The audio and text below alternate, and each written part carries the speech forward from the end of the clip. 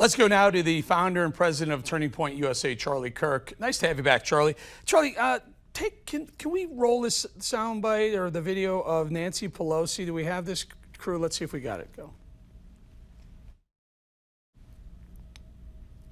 Yeah, there it is. That's Nancy Pelosi at a hair salon in a shuttered San Francisco hair salon. Charlie, so here's the point. Nancy Pelosi is now getting her hair done while the rest of her city, her country, her Democrats are telling us we need to stay shuttered. Businesses need to stay shuttered. And by the way, that salon owner called it a slap in the face to him as a business owner. The same guy who did Nancy Pelosi's hair. Well, a couple of takeaways. First of all, if she can get her hair done in person, we can all vote in person in November.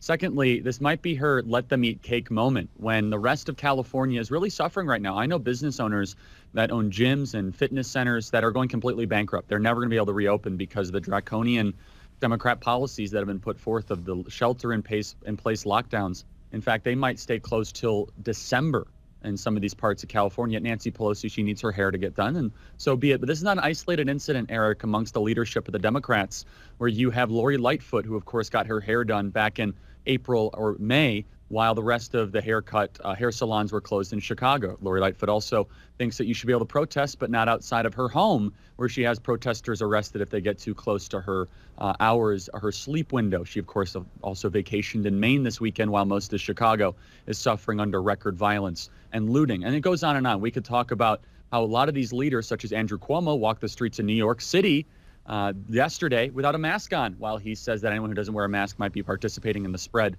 and the murder of innocent people. And so unfortunately, we're seeing here kind of how the ruling class doesn't think they actually have to live under the rules that they put towards us, the citizens.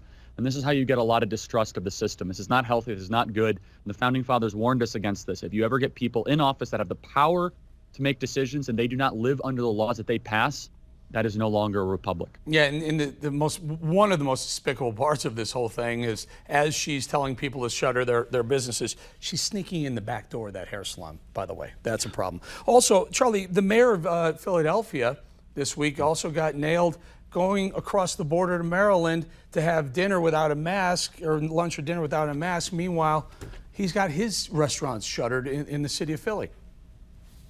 Yeah, and he was eating inside, which is illegal in the city of Philadelphia. So again, restaurants in Philadelphia are being crushed under his orders and his edicts, but he wants to go eat inside. I mean, can't you sympathize with a ruling class member that wants to at least get a meal? And so here's what's interesting, Eric, is that you have an entire Democrat Party that has taken such a strong position and such a strong posture on programming your life, but they actually think they're above those sorts of edicts. And it's not inconsistent with an analysis that I make of the Democrat Party quite often, where the Democrats argue against firearms, yet they walk around with armed guards. They argue against school choice and freedom of educational choice. However, they usually send their kids to private schools. They argue against any sort of barriers or walls on the southern border. However, they sometimes, most of the times, live in gated communities. And the list goes on. And I actually think there's a deeper philosophical point here, which is that I'm a conservative. I actually never argue for anything that I'm not willing to do myself. I like firearms, and I think you should have the capacity to own firearms. I'm big for school choice, and I want to send my kids to a good school one day. I think you should too. And I think that this sort of hypocrisy actually is rooted in contempt, where these leaders actually, they don't really trust their citizens. And what's even more disappointing, really quick, Eric, is that they actually think they can do whatever they want without ever getting voted out of office. For any Democrat that's watching this program, this should really bother you. This should bother you that the leaders actually think so highly of themselves that they think no matter what they do, they'll never lose power. So one final thought, less than a minute or so, Charlie, but it brings me to cancel culture. They seem very, very willing to cancel a lot of people when it tends to be on the right side of the aisle, but look at some of themselves who have done some despicable things, and they don't seem too interested in canceling each other.